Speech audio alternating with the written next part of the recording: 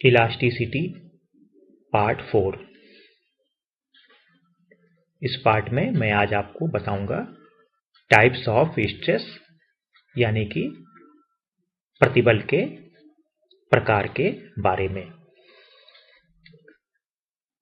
छात्रों, स्ट्रेस या प्रतिबल की डेफिनेशन आपने पार्ट 3 में जरूर देखी होगी और उम्मीद करता हूं आपको समझ में भी आई होगी।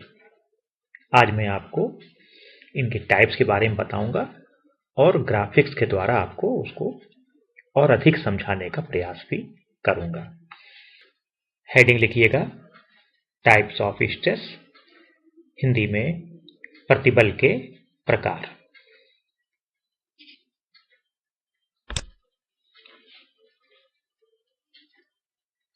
पहला, नॉर्मल स्ट्रेस, जिसे हिंदी में कहते हैं अभिलंब प्रतिबल।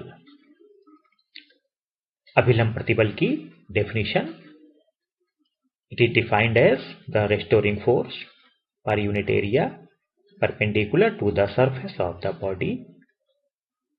हिंदी में सुनिएगा, किसी पिंड के अनुप्रस्थ परिच्छेद के प्रति एकांक क्षेत्रफल पर लगने वाले अभिलंब प्रतिक्रिया बल या प्रत्यानयन बल को अभिलंब प्रतिबल कहते हैं। यह दो प्रकार का होता है। पहला लिखिएगा, टेंसाइल स्ट्रेस, जिसे हिंदी में तनन प्रतिबल कहते हैं, और दूसरा है कंप्रेसिव स्ट्रेस, जिसे हिंदी में संपीड़न प्रतिबल कहते हैं।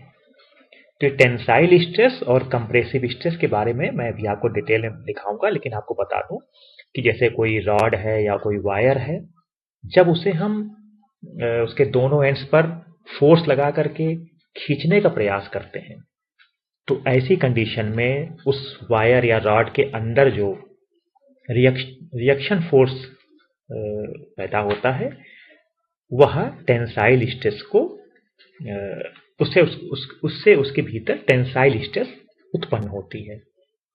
इसके विपरीत, यदि हम किसी रॉड को या किसी सिलेंड्रिकल बॉडी को उसके दोनों एंड्स पर फोर्स लगाकर दबाएं, तो उसकी लेंथ में कमी आती है।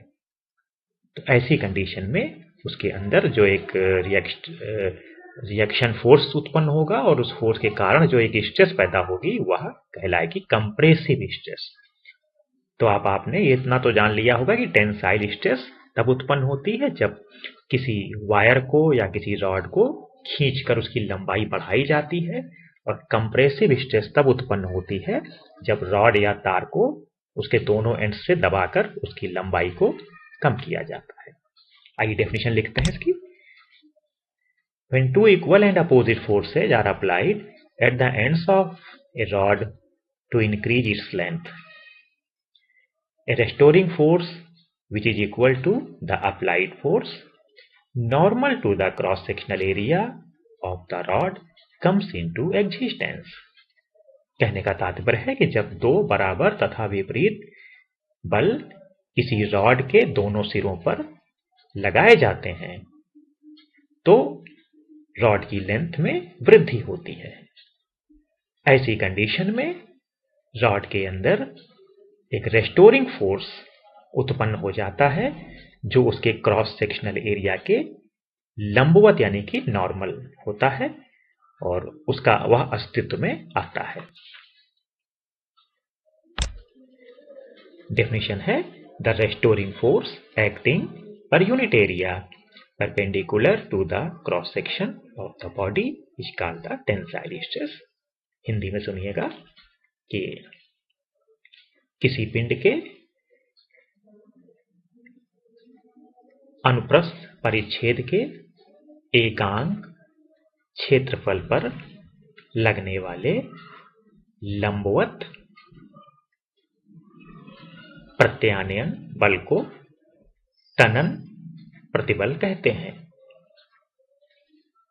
आइए इसको ग्राफिक्स के द्वारा आपको मैं एक्सप्लेन करूं।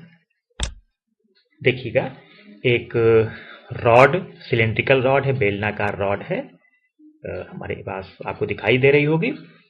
और इस रॉड पर अब हम दोनों एंड्स पर, ये जो दोनों एंड्स हैं आप देख सकते हैं, इसके पहला एंड ये है, दूसरा एंड ये है, इस पर हम लोग एक फोर्स अप्लाई करने जा रहे हैं अपोजिट डायरेक्शन में। ये देखिए, आप देखें कि फोर्स लगाने से इस रॉड की लेंथ में वृद्धि होती है। फोर्स लगने जा रहा है, देखिएगा ये। तो यहां पर रॉड के अंदर जो एक स्ट्रेस उत्पन्न होती है, और वास्तव में वह स्ट्रेस इसलिए उत्पन्न होती है कि जब ये डिफॉर्मिंग फोर्स हट जाएंगे तो उसके द्वारा या उसी जो रिएक्शन फोर्स है वह उसे इसकी ओरिजिनल लेंथ में वापस ले आएगा।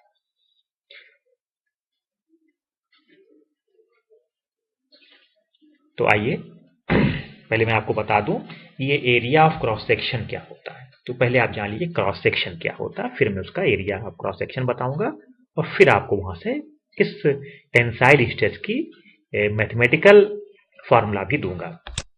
देखिएगा, उसी को थोड़ा सा मैंने जूम कर लिया है, और बेलनाकार रॉड है। तो ये जो छात्रों एरिया है, ये वाला, ये देखिए, इसे हम कहते हैं क्रॉस सेक्शनल एरिया। ये जो देखिएगा, इसे क्रॉस सेक्शन कहते हैं। ये जो हिस्सा है सिलेंडर में, ये से क्रॉस सेक्शन कहा जाता है। दोनों एंड्स पर, चाहे वो ऊपर हो, यहां पर हो, या फिर नीचे हो, दोनों ही क्रॉस सेक्शन कहलाते हैं। और ये अगर सिलेंड्रिकल बॉडी है तो नॉर्मली ये सर्कुलर होता है, तो इसका जो एरिया होगा वो पाई आर स्क्वायर। तो उसे हम कहते हैं एरिया ऑफ क्रॉस सेक्शन। लेकिन इस भाग को एरिया ऑफ क्रॉस सेक्शन नहीं बल्कि केवल क्रॉस सेक्शन कहा जाता है। हिंदी में कहते हैं इसे अनुप्रस्थ परिच्छेद। फिर से सुनिएगा, क्रॉस सेक्शन को हिंदी में कहते हैं अनुप्रस्थ परिच्छेद। तो इसका एरिया है ए, और इस पर फोर्स देखिए लगा हुआ है एफ। तो परिभाषा क्या थी टेंसाइल स्ट्रेस की, कि किसी स्ट्रेच्ड वायर, स्ट्रेच्ड वायर मतलब खिंचे हुए तार के अनुप्रस्थ परिच्छेद, ध्यान दीजिएगा, इसे कहते हैं अनुप्रस्थ परिच्छेद या क्रॉस सेक्शन। तो अनुप्रस्थ परिच्छेद के एकांक क्षेत्रफल पर लगने वाले अभिलंब बल, अभिलंब प्रतिबल, ध्यान दीजिएगा। तो अभिलंब मतलब नॉर्मल देखे जा रहा है, इस सरफेस पर ये नॉर्मल है। तो जिस भी, ध्यान दीजिएगा छात्रों, जिस भी फिजिकल क्वांटिटी यानी भौतिक राशि के ठीक पहले हम एकांक बोलते हैं, तो समझ लीजिए कि उसका स्थान डिनोमिनेटर यानी हर में निश्चित हो गया है। तो मैंने कहा ना, एकांक क्षेत्रफल, क्षेत्रफल के पहले एकांक आया है, तो क्षेत्रफल कहाँ आएगा फार्मूले में, हर में आएगा। तो चलिए फॉर्मूला लिखते हैं इसका। तो tensile stress is equal to, देखिए, force upon area. Force upon area meaning that कि फोर्स पर यूनिट एरिया।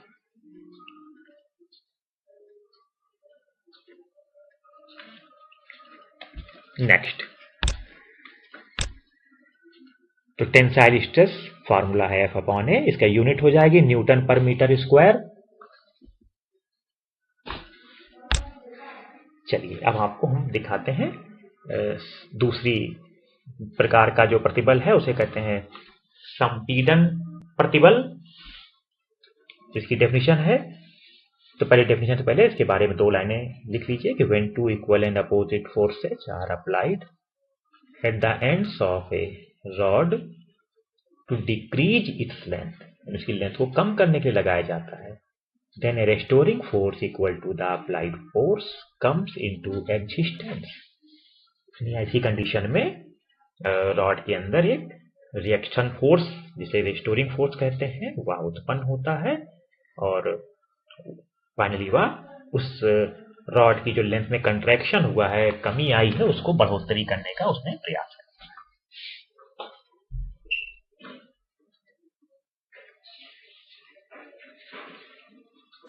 इसकी डेफिनेशन भी पहले की तरह ही है, the restoring force acting per unit area perpendicular to the cross section of the body is called compressive stress.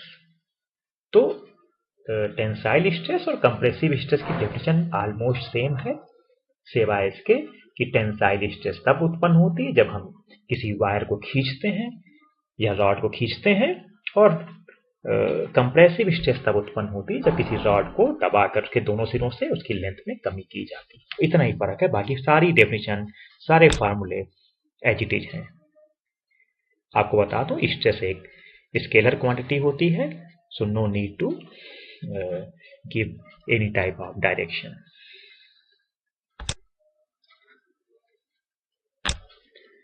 चलिए इसको भी आपको दिखाऊं। यहां रॉड रखी हुई है, अगेन सिलिंड्रिकल रॉड है। इस बार फोर्सेज के डायरेक्शंस देखिए अलग अलग हो गए।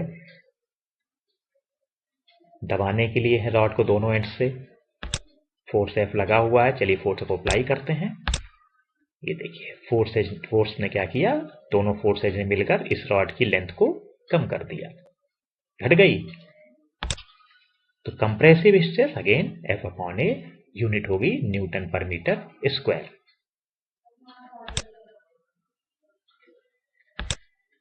एक नोट लिख लीजिए छात्रों, नोट में आपको लिखना है कि अंडर टेंसाइल स्ट्रेस और compressive stress the net force on an object is 0 but the object is deform. आप देखेंगे कि जब हम इक्वल और अपोजिट फोर्स लगाते हैं दोनों एंड्स पर, तो उनका जो रिजल्टेंट होगा वो तो 0 होता है। तो नेट फोर्स ऑब्जेक्ट पर नहीं लगा होता है, लेकिन उसके इम्पैक्ट होता है उन फोर्सेज का कि ऑब्जेक्ट जो है वो डिफॉर्म हो जाता है। यानी अगर आप दोनों एंड्स पर लगा के खींचने का प्रयास करते हैं तो लेंथ बढ़ेगी, दबाने का प्रयास करते हैं तो लेंथ में कमी आएगी। यानी कि जो ऑब्जेक्ट है वो अपने ओरिजिनल कॉन्फ़िगरेशन से उसका जो ओरिजिनल कॉन्फ़िगरेशन है वो बदल जाता है, डिफॉर्म हो जाता है। और दूसरा है कि टेंसाइल स्ट्रेस और compressive stress is also called as longitudinal stress. यानी कि जो दोनों स्ट्रेसेज हैं, चाहे वो टेंसाइल हो या फिर कंप्रेसिव हो, इन्हें हम अनुदैर्ध्य प्रतिबल भी कहते हैं। अनुदैर्ध्य प्रतिबल भी कहते हैं, नोट करने वाली बात है। सेकेंड टाइप ऑफ स्ट्रेस है टेंजेंशियल स्ट्रेस, जिसे हिंदी में कहते हैं स्पर्श रेखीय प्रतिबल या अपरूपण प्रतिबल। फिर से बोल दूं, टेंजेंशियल स्ट्रेस को हिंदी में कहते हैं स्पर्श रेखीय प्रतिबल या अपरूपण प्रतिबल। अपरूपण प्रतिबल। Definition: when two equal and opposite forces act along the tangents to the surfaces of the two opposite faces of an object, then one face of the object is slightly displaced with respect to the other face. The stress acts in the object is called the tangential stress or shearing stress. shearing stress को हिंदी में अपरूपण प्रतिबल कहते हैं। It is defined as the ratio of tangential force to the area of the surface. तो students, इसकी definition को समझाने से पहले मैं आपको इसको ग्राफिक्स के द्वारा समझाने का प्रयास करता हूं। ये फॉर्मूला मैं भी दोबारा आपको समझाऊंगा, पहले आइए देखते हैं। एक हमारे पास क्यूबिकल बॉक्स आप देख सकते हैं। अब इसकी जो दोनों फेसेज हैं, अपर सरफेस और लोअर सरफेस, इस पर हम देखिए टेंजेंशियल फोर्स लगा रहे हैं। ये नॉर्मल फोर्स नहीं है, परपेंडिकुलर फोर्स नहीं है, टेंजेंशियल फोर्स है। वो केवल इसको स्पर्श करते हुए इस सतह को यहां से खींचना है। और नीचे वाली जो फोर्स मैंने लगाया वो इनफैक्ट यहां पर होना चाहिए था, लेकिन मैंने सुविधा के लिए आपको यहां से दिखाया है। इसको इधर खींचना है। दोनों सरफेसेज को, नीचे वाली सरफेस को आपको इधर ले जाना है, जमीन पे रखी हुई है, और ऊपर वाली सरफेस को इधर लाना है। क्या होगा इसका इंपैक्ट? बाकी देखिए, ये सरफेस है और ये है, ये इन पे कोई नेट फोर्स नहीं लग रहा है, तो इनमें कोई डिस्प्लेसमेंट भी नहीं होगा। इसका इंपैक्ट देखिए क्या होता है।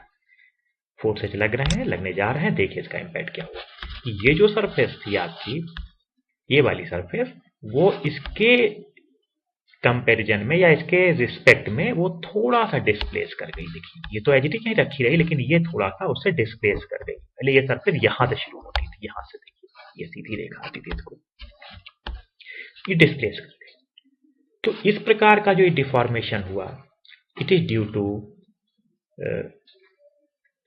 Tangential stress, tangential force. It is due to tangential deforming force.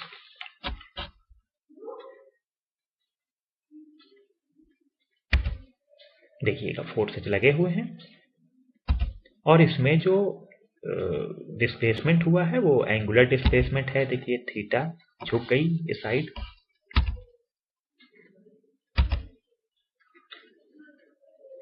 तो ऐसी कंडीशन में इस क्यूबिकल बॉक्स के अंदर जो स्ट्रेस उत्पन्न होती है उसे ही कहते हैं शियरिंग स्ट्रेस या टेंजेंशियल स्ट्रेस। समझ गए होंगे आप लोग। तो आइए इसको मैं डेफिनेशन आपको दोबारा से बोल देता हूं इसकी।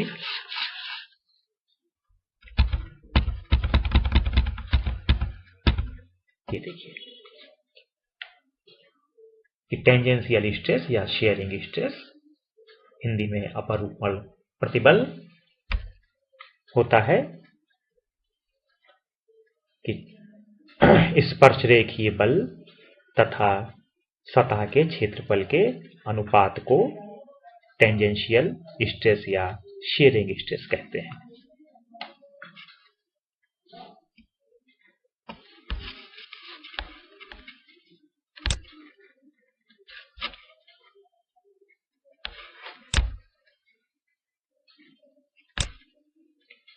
नेक्स्ट है वॉल्यूम स्ट्रेस और हाइड्रोलिक स्ट्रेस। इसे बल्क स्ट्रेस भी कहते हैं। परिभाषा देखिएगा।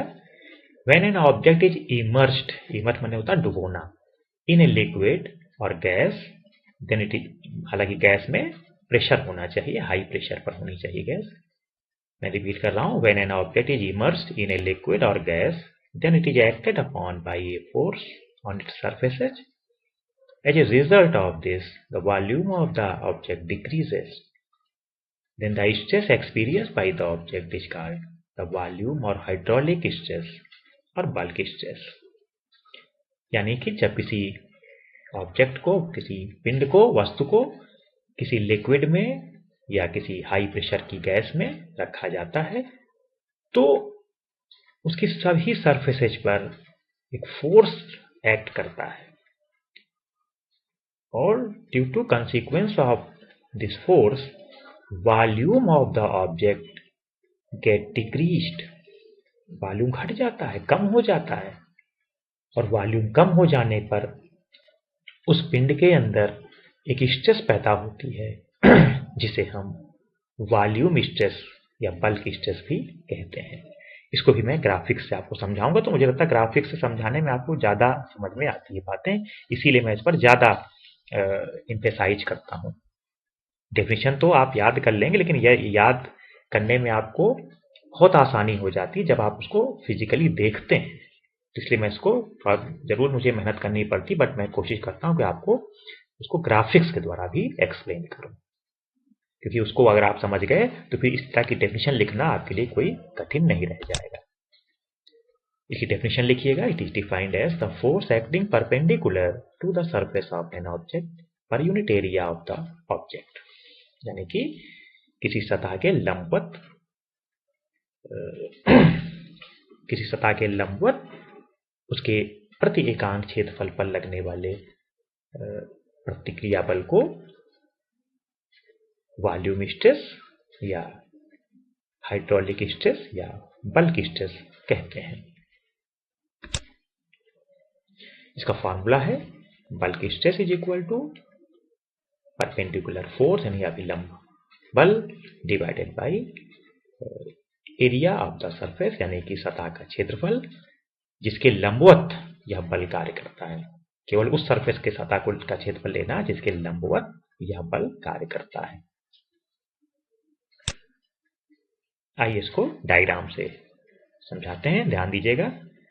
देखिए ये जो बॉडी है लेफ्ट हैंड साइड में, अभी ये लिक्विड से बाहर रखी हुई है या गैस भी हो सकती है, लेकिन हाई प्रेशर की वेरी हाई प्रेशर पर गैस होनी चाहिए। तो अभी ये बॉडी, आप इसका साइज देखिएगा। अब इस पर इसको हमने इमर्स कर दिया।